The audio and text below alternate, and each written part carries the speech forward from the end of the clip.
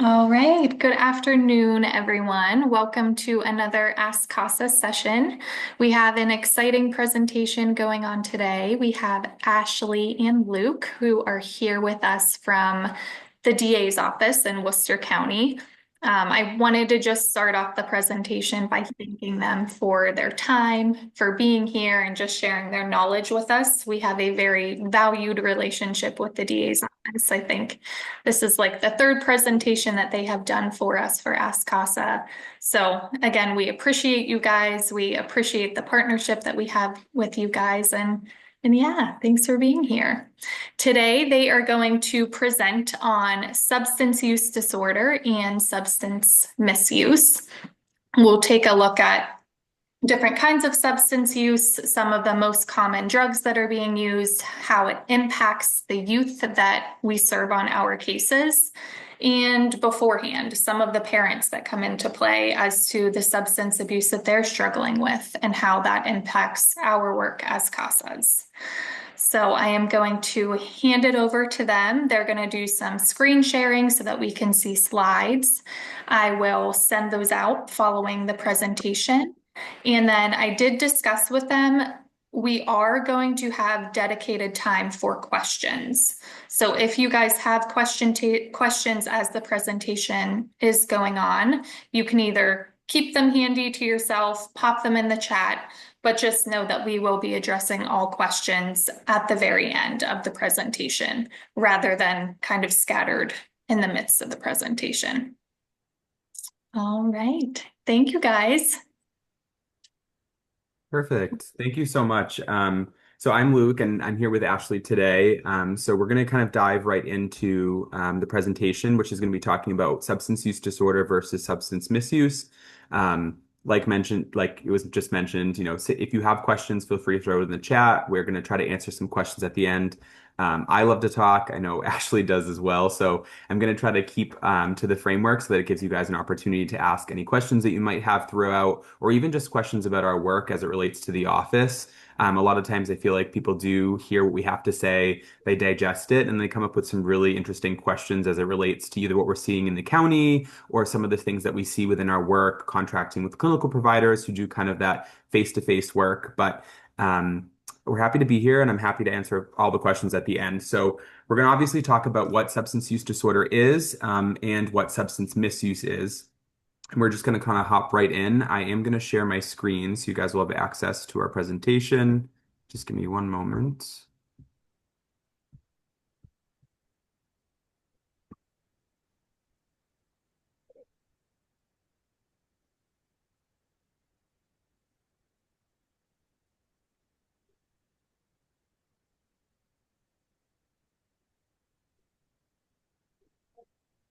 Can everyone see that? Sorry, my internet was a little slow. I actually cannot see it. I can't either now.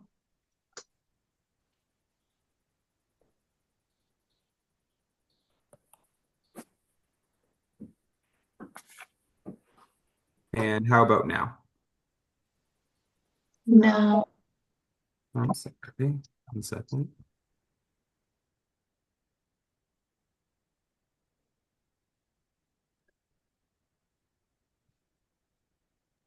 There we go. There we go. Perfect. Okay. All right.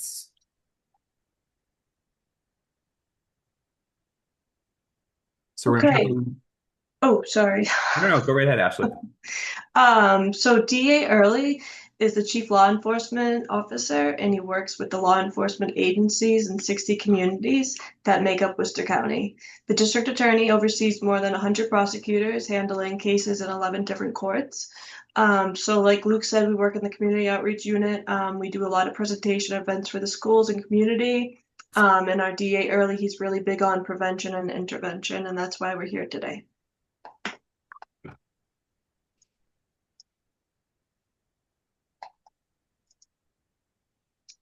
So let's talk about addiction. So another word for addiction is substance use disorder. And when someone is specifically addicted to opioids, it's called opioid use disorder. When someone is addicted to alcohol, it's called alcohol use disorder. Substance use disorder is the general term for all of these. In the 1930s, scientists began to study addictive behavior.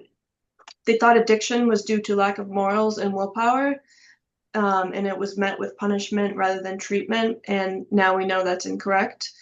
Addiction is treatable.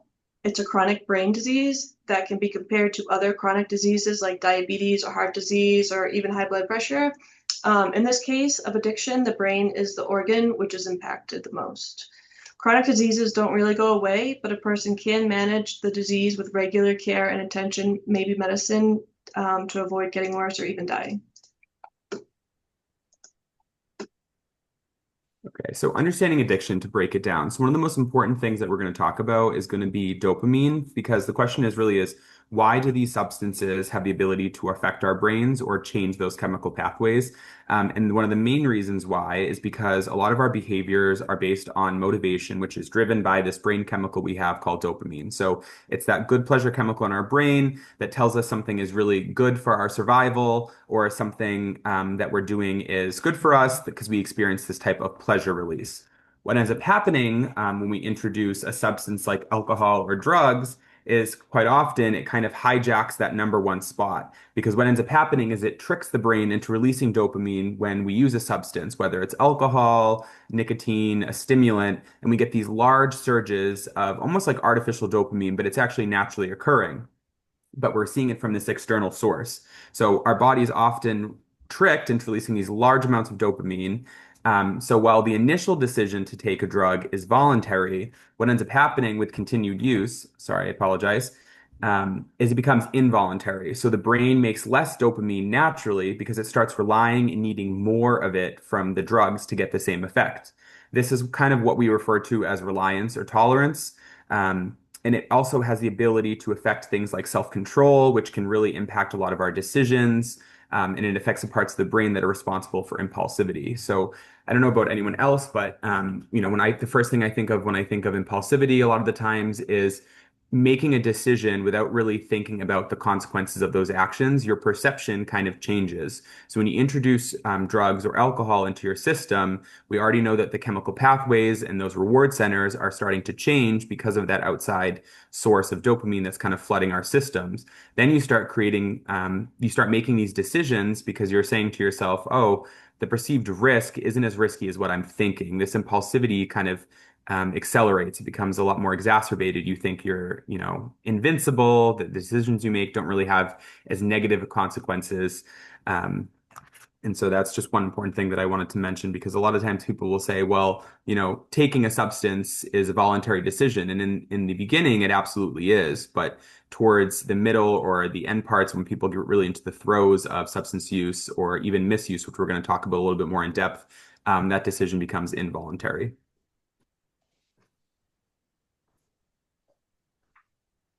So speaking of that, the brain actually has a hierarchy of survival, which ensures that we will repeat things like eating, drinking, water, sleeping, and social interactions, like our friends and family, also including other activities that don't help us survive. Oh, I'm sorry, over other activities that don't help us survive. I'm sorry. Okay. Um, So with addiction, the brain is fooled into thinking that drugs and alcohol are good and important, often hijacking the number one spot in the survival hierarchy.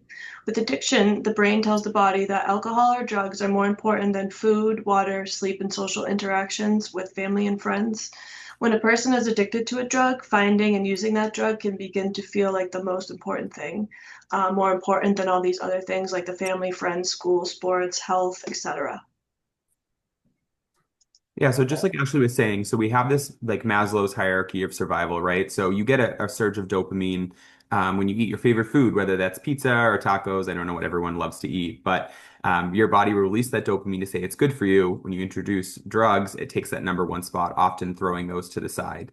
So we talked a little bit in depth, a little bit about substance use disorder, and now we're going to talk a little bit about substance misuse, because I think a lot of times there's a misconception about the two of them and how they relate, how they're similar and how they're different. So, a lot of times with teens and young adults, they're going to misuse substances, and that doesn't necessarily mean that they're addicted to a substance or that they have a substance use disorder. A lot of different ways that this can present can be things like binge drinking, which is oftentimes when people are drinking in excess recreationally, but they're planning to drink, but then all of a sudden they drink too much all at once and become incoherent or pass out, some people might call it.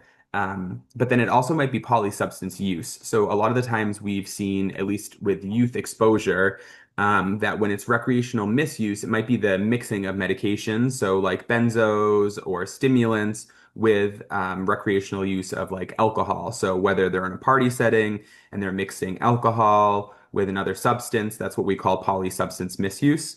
But they also can be misusing prescription pills. So a lot of times that is super risky because what ends up happening is youth will take a substance like a Percocet or a Vicodin or even Xanax or a benzo for recreational use to get high or from peer pressure, but oftentimes they're taking it more than they're prescribed, not when they're supposed to, or even to just get that high, and that's what we consider prescription misuse.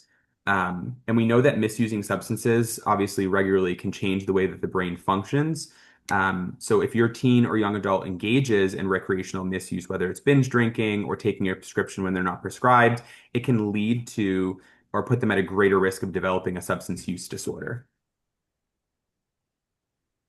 So there's two huge risk factors that we look at when we start talking about substance use disorder, and that is going to be age and biology. So usually at this point in the presentation is when I'm face to face, but I do like to pose the question anyway. You don't have to answer it because I'm going to, but why do we think that the age is 21 when a person is allowed to drink? And the reason why that is because we know that the brain is not fully developed until a person is about 25 or 26. That prefrontal cortex, which kind of is in charge of our coordination, our perception on risk, like I was talking about impulsivity. It's that drive, that part of our brain that gives us, a lot of our decision-making skills. They tried to push for that age to be 21 to kind of meet that 25 mark. Obviously, we're not there, but we're always trying and pushing with legislators and people out there to work on that. But we know that age and biology are two huge factors when it comes to the likelihood of someone developing a substance use disorder or plays into their substance misuse. So our age when we start using drugs and alcohol and our biology are two main factors that can lead to addiction. So research tells us that someone who's drinking or uses drugs before the age of 15 is 5 times more likely to become addicted to drugs or alcohol into adulthood. And children of parents, so if they're in a household with someone with an addiction, are 4 times more likely to develop a substance use disorder, which then can also lead to mental health challenges in the future, and can potentially lead to youth substance use really early on because of that exposure in their immediate family. The environment we grow up in and live in also can influence the likelihood of a young person developing an addiction. Our environment includes our home life, neighborhood, safety, family bonds, peer connection, and engagement in schools. Adverse childhood experiences are also called ACEs for short, are a significant risk factor for substance use disorder. Two cultures many of our teens engage in are party culture and grind culture. So this grind culture that I just spoke of is a term that means there's always something more to strive for. We glamorize being constantly busy and overworked. We push our teenagers to do the best all the time. Balancing schoolwork, jobs, extracurriculars, and relationships can lead to feeling overwhelmed or burnt out. Self-image and social media, young people may have the narratives like, I am only as good as the work I produce. They may want to see what others are doing too.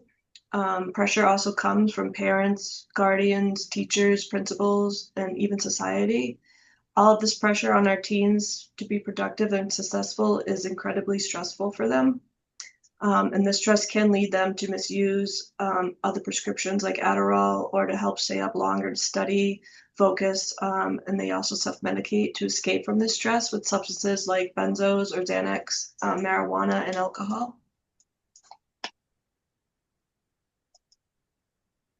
All right, so let's first talk about party culture a little bit. So that can include a lot of different dynamics. So I gave you kind of this flow of a highway here, and we're going to kind of touch on each one of these topics a little bit because I think they all do play into some of the risk factors that youth are facing. So a lot of the times what we hear is that social pressure or experimentation is one of the biggest reasons why youth will sometimes turn to beginning to use a substance. This idea of party culture is it kind of glamorizes substance use in a way that comes from a lot of different sources. Sometimes that can be peer pressure, like a friend. We know that there's a social hierarchy. So if you're at a party or out at a skate park, it doesn't necessarily need to be someone's home in a basement drinking alcohol. I think the drug landscape has changed pretty drastically over the decades, and what we're seeing, and we'll talk about that a little bit. But I also think the term party changes a little bit. I feel like, people are pulling away sometimes from these basement parties, which are still happening and very valid. But there's also this idea that people are partying or going out and hanging out in outdoor spaces or meeting up with their friends. And they'll often use a substance or report to have used it for the first time because they have these social pressures from friends, right? So their peer pressure from their friends. Someone that they respect or think is very cool starts either vaping nicotine or pulls out a blunt or will start drinking alcohol. And they oftentimes will say they felt like because they were the only one not using a substance that they needed to kind of fit into that circle.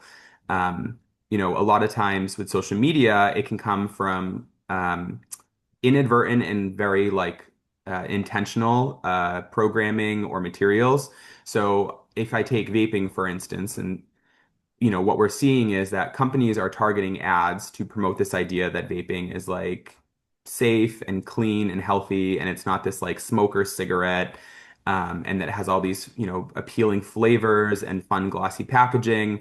But in reality, we know that there's some really negative side effects from vaping those products.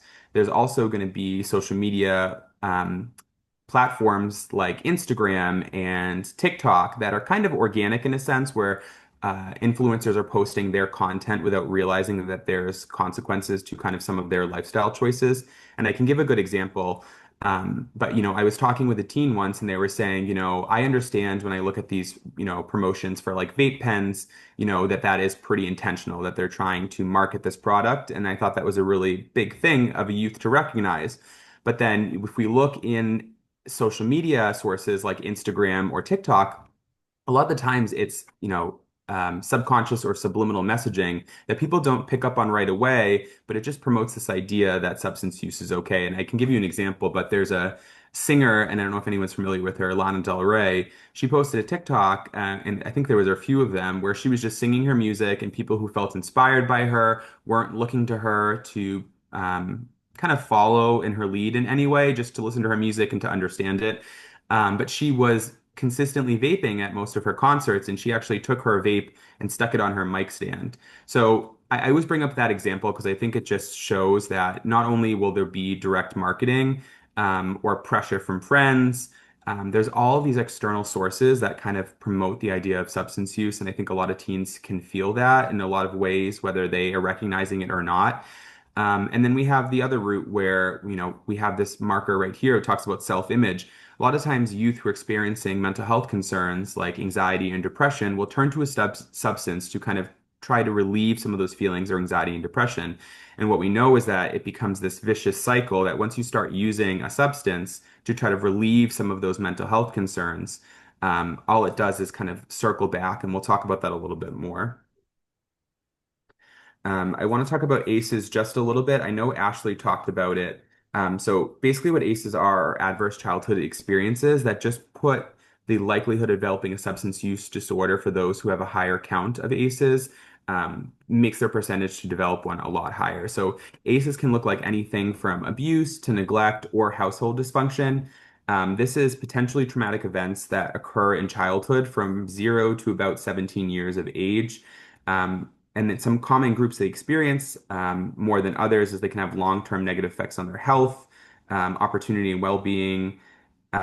It really does shape a person's adult choices, because if you experience a lot of traumatic events in your household, that could be anything from emotional to physical abuse, it shifts or changes kind of what our archetypes for healthy relationships are or how we view the world. So some people may be more triggered to shut down or initiate that flight or flight response for what we might perceive as um, minute or small choices. But for other people, it's a big choice. That can mean even things like showing up to work on time or what they wear when they go out or they see their friends. So as adverse childhood experiences happen and a person accumulates more and more of them, it just puts them at a greater likelihood of potentially developing a substance use disorder, especially if they're using a substance to try to relieve some mental health concerns that they aren't actually seeking support from a clinical therapist or psychologist, whatever it may be. And it can increase the risk of injury for developing sexually transmitted diseases, involvement in sex trafficking, and the risk of maternal and child health problems later on in life. And this kind of goes more towards the bottom where we talk about household dysfunction. But it also can lead to things like cardiovascular disease in some cases if the person carries that stress with them or they start using a substance really early on because it puts more strain on the heart itself.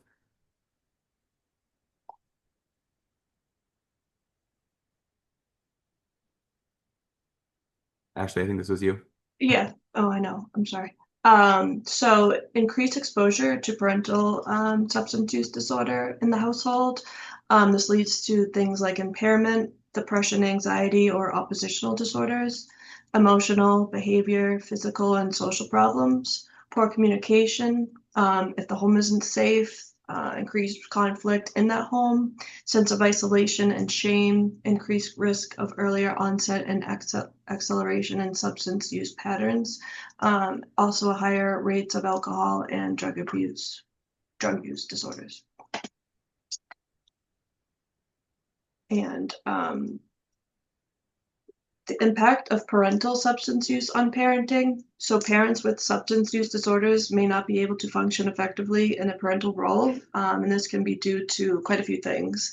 Like I said, impairments, both physical and mental, caused by alcohol or other drugs, domestic violence, which may be as a result of that substance use, time spent seeking out, manufacturing, or using alcohol or other drugs. So that's time away, from their families and kids and their responsibilities. Estrangement from primary family and related support, meaning, they don't have anybody left in the house, people are abandoning them. Expenditure of often limited household resources on purchasing alcohol or other drugs, so money that's not used for food and necessary things. It's being spent on the drugs. Frequent arrests, incarceration, and court dates, so a lot of criminal justice involvement too. So we say all that not to be problematic or make anyone scared, but it's just to give you guys a little bit of a background. But you're probably asking, what can you do? What are the things that a person can do that's free to kind of help them make some good choices or protect themselves? And so one of the things that we want to talk about is adopting protective factors. So these are things that are going to help them to build resiliency and to kind of set you up for some healthy lifestyle choices. I always like to say that proper nutrition is so important. I know it is so hard to do. There's definitely some limited options on the food landscape in general, but food is fuel and food is medicine. There is a direct link between neurologic function and getting a good diet and making sure that your gut health is in a good place and that it's healthy. So if you can definitely, eat some good proteins and some veggies, I always say that helps to build resiliency along with getting sleep. I think they say anywhere from like 6 to 8 hours is the golden rule. If you can get a little bit more, great. But just making sure that you're eating right, you're getting good sleep, and creating community. So there's this emotional support bubble that we have on here. And I think it's important because when we're in the recovery spaces, a lot of times I will hear people say that the opposite of addiction is community. So I think when youth, especially, and even with adults, this can apply to both age groups, they develop a sense of community and build strong support systems, whether that is a friend or a teacher or a loved one, someone that they feel they can connect with. Once they start even having just small conversations, if there ever becomes a time where they're feeling like they are having this seduction to substance use and they need some supports, it is really good to have some of those healthy adjacent lifestyles or people in their lives that can put kind of a stop sign and say, hey, I think you might need some support or how can I help you? It's so important. A lot of the times people who isolate themselves and then, you know, recreationally misuse a substance have a higher likelihood of developing a substance use disorder because they don't have those outside supports to say, like, I'm noticing some changes, or, the person who's experiencing that substance use disorder may not realize that they have anyone that they can talk to, and so they continue to use. I also think it's super important for physical activity. If you can get at least an hour of physical activity a day, this is super helpful for overall health, not only brain health. Keeps the body active, can reduce things like cardiovascular disease, diabetes, and even anxiety and stress in a lot of ways. Some people will take on coordinated sports like gym, like basketball or running. But it can also just be as simple as walking, maybe just making that extra time during the day to take 30 minutes out, take a lap around your neighborhood. I'll say a lot of the times to kiddos is if you have the time to walk or if you have the time to be on your phone, you have the time to be outside. So go outside, find that grounding experience where you're just out in nature, away from some of those external distractions, and just take the time to get your body moving. It's so helpful, especially to your joints, and you'll feel better afterwards.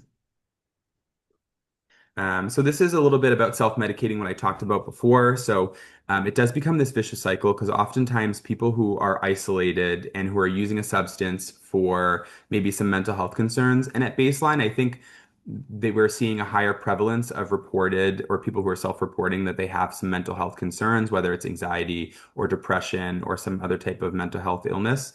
Because I think the culture is shifting and the stigma behind, advocating for mental health needs has changed. But what we're seeing with substance use oftentimes is that with some people, when they're using a substance very young, is they're using it to kind of cope with some of those negative feelings, whether it's stressors about a test or an exam, or maybe they're going to an event where they know a lot of their extended family will be there, and that's a trigger for them. And then they'll turn to a substance, whether that's nicotine or pills or alcohol, and they get that kind of external source, that rush of dopamine coming into their bodies. Well, what ends up happening is if your anxiety is here and then you bring in a substance, well, eventually you need more and more of that substance to kind of reach that same ease or that feeling of like, okay, I can tolerate this. So it just keeps building. So when you don't have it, that drop is pretty significant. So all it does is just kind of create this toxic cycle because then you have these uncomfortable feelings that are worsening and then they return and you need more amounts of that substance just to kind of for that relief or to feel normal, so to speak. So some of the commonly used substances that youth use are alcohol, vaping, nicotine, and cannabis or marijuana. We know opioids and stimulants are also used, but just not as frequently. However, we still need to be aware and knowledgeable of these substances because they account for the majority of fentanyl deaths among teens and young adults, and we'll talk about that a little later. All right, so we're going to talk individually about some of these substances. We're going to go through alcohol to opioids. I won't go through all of the effects to all the different organs or body systems, but I think it's just important to know that developing brain is particularly vulnerable to the effects of alcohol because it interacts with our brain's neurotransmitters and receptors, and it disrupts our brain's communication pathways. So what really it does overall is it just really takes a negative effect on our brain activity and health. We obviously know, or I shouldn't say we obviously know, but the liver is the organ in the body that takes a really big hit from alcohol. It can lead, with excess use, can lead to things like liver failure, cirrhosis, or inflammation. For anyone who doesn't know what cirrhosis looks like, a person who's presenting who might be in like end-stage liver failure, they develop this like yellow jaundice skin. They're having a problem filtering things, negative toxins out of their body. And I've seen this firsthand, and it is really scary, and it's sad to see, especially in people who are younger who would have otherwise not had this if they hadn't introduced alcohol into their life. And sorry, when I say this, I mean liver failure, but there are other parts of the body that are affected aside from the brain. We know that it can lead to things like mood swings, memory loss, difficulty sleeping, depression, and anxiety. It can also lead to irregular heart rates and increases the risk for like stroke and heart disease. And we're going to talk about nicotine a little bit. So, just like with alcohol, there is an effect on the brain. The biggest organ to be hit by nicotine use, though, is the lungs. It can cause damage to the lungs and trouble breathing. A lot of the times, what ends up happening is people will develop a smoker's cough initially after extended use. And that smoker's cough is actually caused because there's these little alveoli and these little fibers inside of our lungs that help us to cough up phlegm or any toxins that we breathe in through the air. What happens with extended use when you're introducing an aerosol, whether that's nicotine or THC, but specifically for nicotine, is it kind of paralyzes or damages parts of lungs that are responsible for normal function. So not only are we not able to get enough airflow across our lungs, but also we can't really cough up some of that phlegm. So that's how you get a smoker's cough. A lot of those fibers that are responsible for pushing things out are damaged or paralyzed. So people develop this really junky, kind of gross cough. I don't know if anyone's ever seen it. It's not anything that's pleasant. My brother actually, I could probably share this with you guys, was a smoker and had a smoker's cough. And I think my persistence about telling him about some of these health effects kind of put him in the right direction. He's now since quit. But can also cause things like racing heartbeat. It actually affects your blood pressure. So it can actually make a person who would have had otherwise normal blood pressure and now have this high blood pressure. Then they then have to look at being treated with medications. And then it affects your stomach, so your gut health as well. A lot of people might experience things like acid reflux, having upset stomachs a lot of the time, not knowing where they're coming from. Um, and for anyone who is pregnant, it can cause low birth rate, preterm labor, or even stillbirth. Okay, so moving on to cannabis and marijuana. So THC is the main compound in cannabis, and it stimulates the cannabinoid receptors in the brain, affecting systems like memory, thinking, concentration, and appetite. THC reacts with both CB1 and CB2 receptors, causing a variety of effects on the body and mind. We have also seen teens and young adults using THC vaping devices. There is a main ingredient. It's actually similar to nicotine, EVPs, which are cannabis oils. THC vape pens are similar to e-cigarettes in the same sense that they are containing a much more potent substance, easy to use and conceal. Device mechanism is the same, and they come in many different sizes and shapes and flavors. The major concern comes from the additives that are used. It's a thinning agent to thin out the cannabis oil. When certain thinning agents are heated up, they produce potentially harmful carbonyl compounds, which are a group of cancer-causing chemicals that includes formaldehyde, acetaldehyde, and acrolein. Acrolein. Yeah, sorry, I can't talk today. Moving on to stimulants.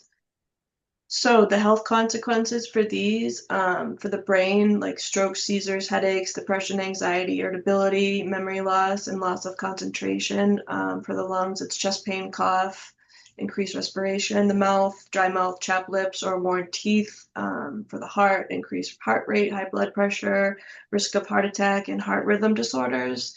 For the nose, it's nosebleeds, chronic runny nose, and sinus infections. And fetus, it impairs the nutrient delivery in them, and impaired oxygen exchange, and increased risk of miscarriage. And we'll skip on over to opioids.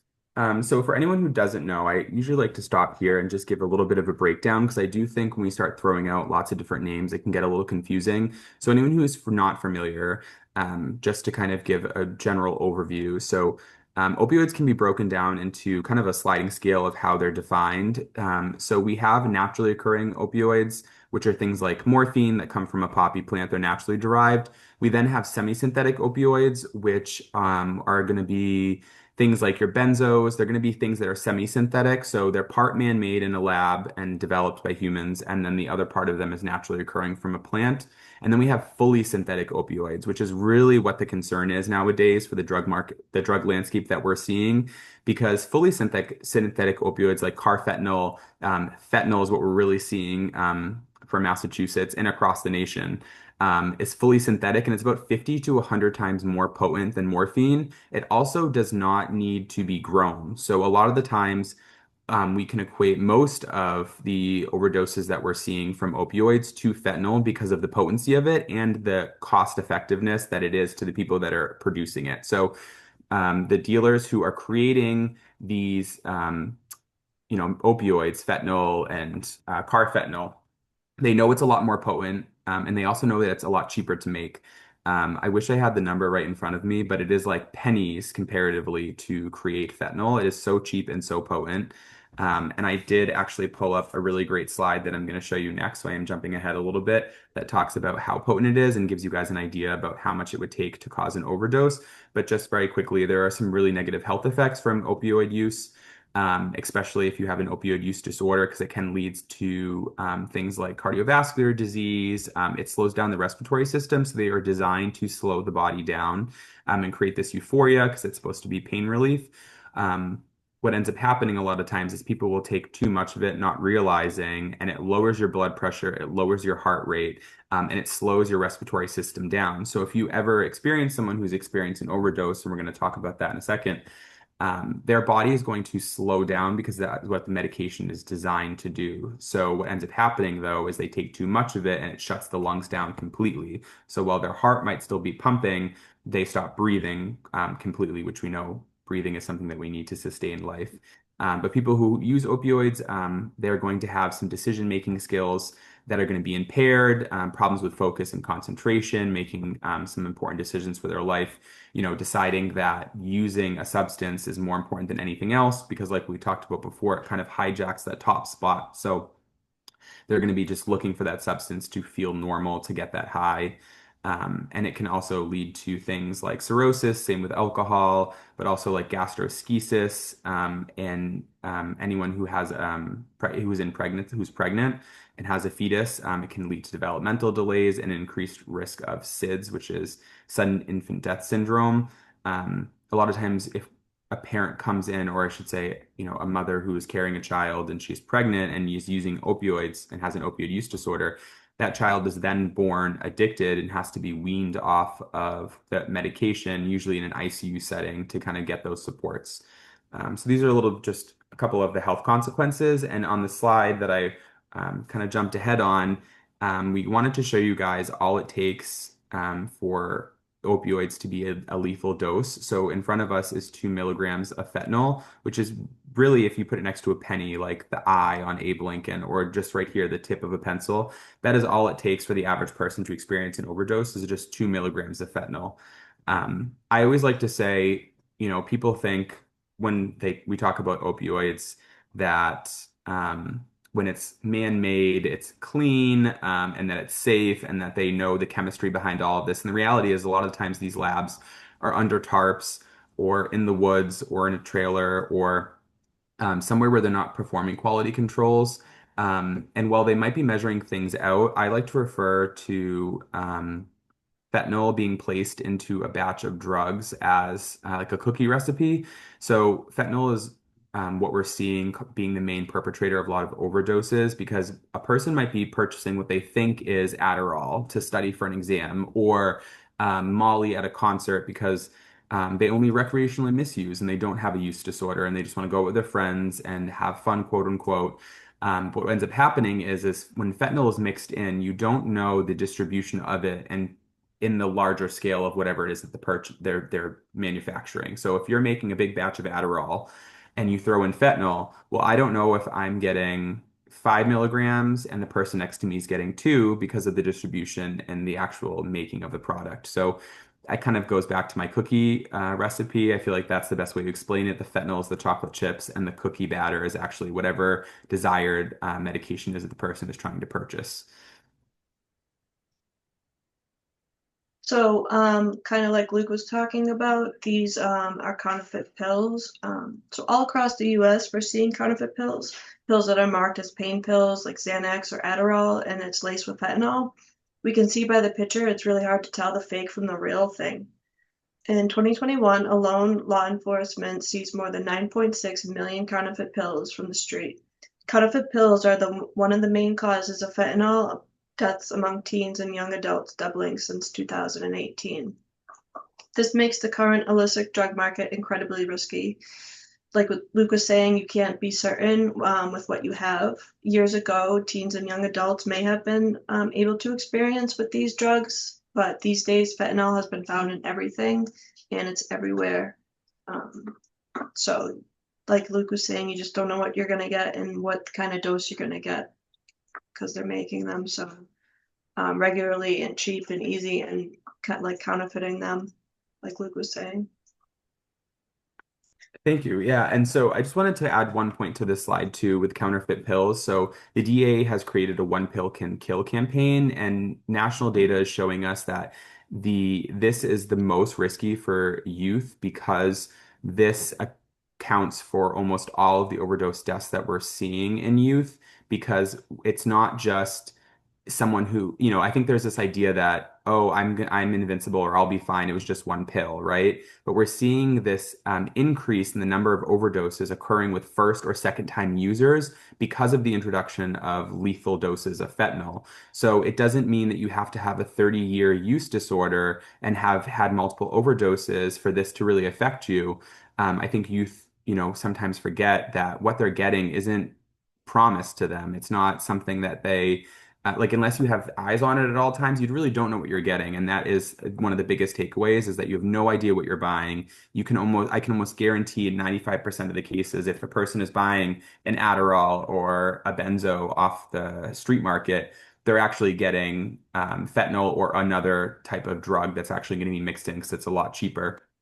Um, so what can you do? So if you think that someone's experienced an overdose, whether it's that first time use or, the person has a use disorder, there are some things that you can look out for. So this is kind of a way to arm yourself with a way to say, okay, what can I do? How do I identify if someone's having an overdose? Because it can sometimes be tricky. Sometimes people who are using a substance, you may see them on the street and they're kind of nodding in and out and you don't know what to look for. This is kind of just a quick graphic to give you a couple of things to kind of work through in your head to say, okay, this person might need some supports, and then we'll talk about what you can do.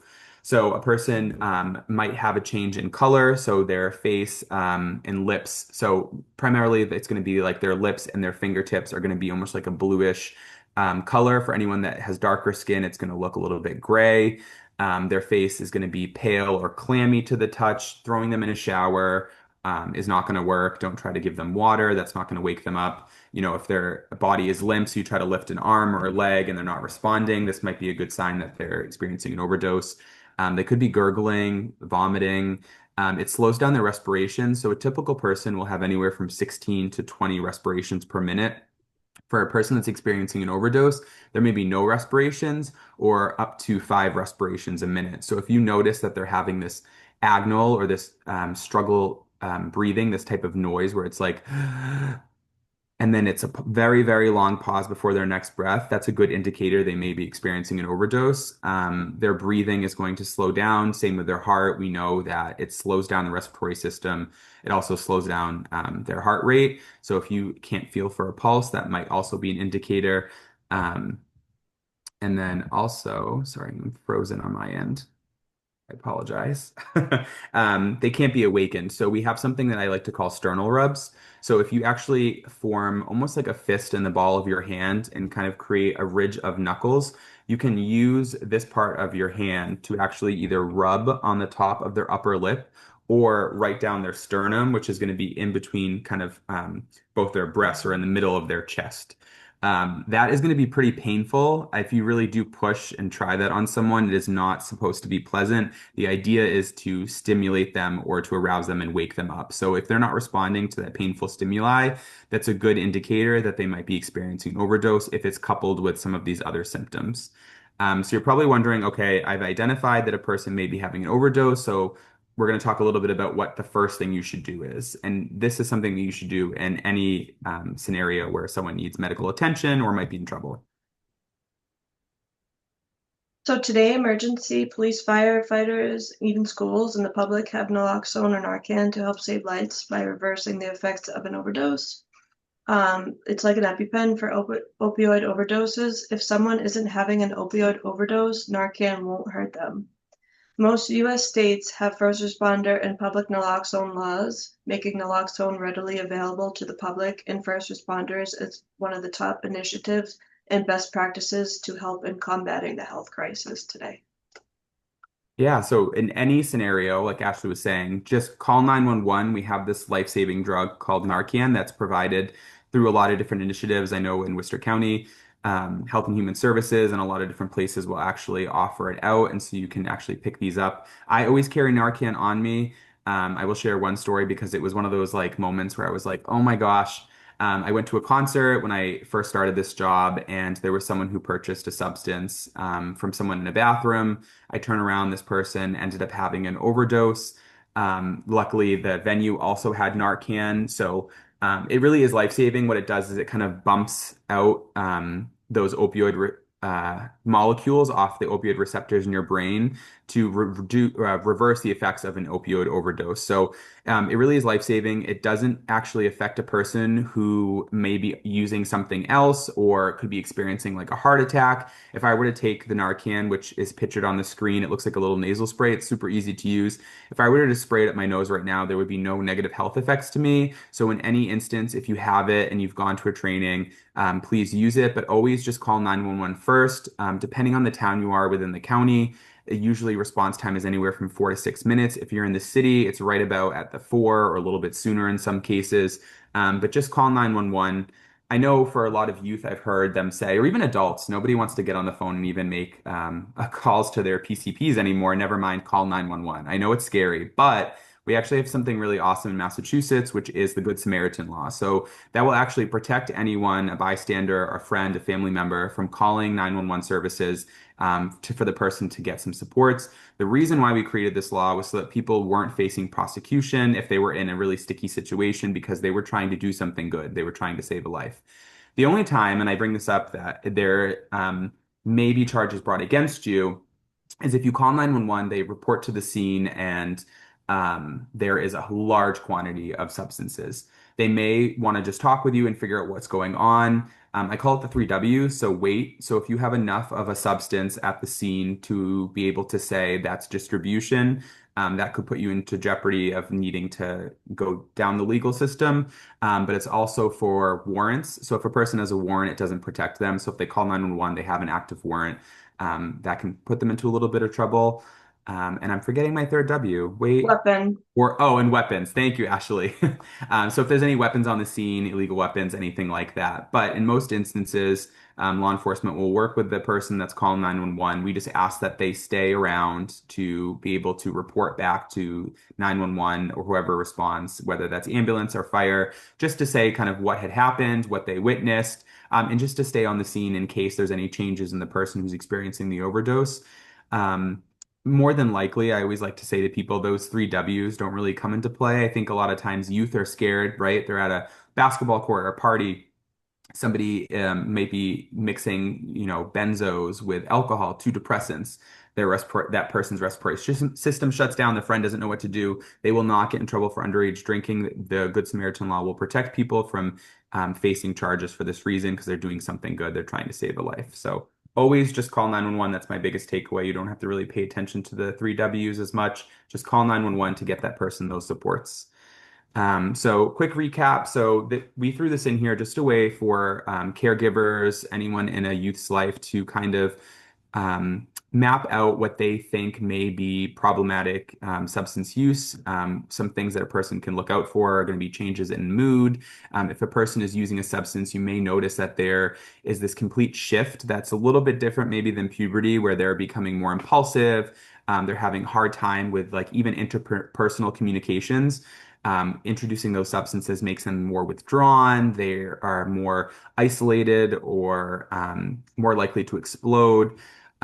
We also the provider might notice, the caregiver, excuse me, might notice, okay, they're being more secretive about some of their spending or where they go with their time, or maybe not being as apt to answering questions. They're kind of flaky with plans. And then there's a lot of times what people will see is this drastic shift in a youth's grades, whether that is across the board, across all classes, or a few just at first. I feel like I've heard a lot of caregivers say that they've noticed that there's been this drastic change in grades, and then they've noticed that they might start vaping or they might start using a substance. So these are just a couple of things to look out for. And then we threw in withdrawal symptoms. So anytime someone has a use disorder, or like it can be cannabis use disorder, alcohol use disorder, they experience something called withdrawal. And what that is when you take that substance away, the body has a negative or this altered reaction to not having that substance anymore. And this can look like a lot of different things, physical and psychological symptoms, which can last with the physical, sometimes it can last a couple of weeks, whether that's vomiting, upset stomach, shakiness, fatigue. And then we have the psychological lasting effects, which can be anywhere from like a year to 2 years of just having increased anxiety and depression and things like that. So this is just kind of a recap to show you some things you can look out for. And now we're going to open it up to some questions because I know we're kind of cutting it close on time. So I wanted to open it up to you guys if you have anything you wanted to ask. Luke, could you show us that technique for the quick response? Yeah, absolutely. So you can make a fist and just kind of put your thumb on the side and you'll kind of create this like knuckle ridge across. I've seen people do it differently. If you are have a hard time like clenching your fist, you can use the knuckles right here or just at the top. And what you want to do is just kind of rub from side to side across their upper lip or just down their central, like right on their sternum. It's really painful and really you can put pressure. If a person's experiencing an overdose, you want to be able to know that you're doing everything that you can to identify it to get them those supports. So really put some pressure on it. It is not it is not supposed to be pleasurable at all. I've had it done to me, not for an overdose, but my background that I didn't share at the beginning was in nursing. And so that is not something that a person who,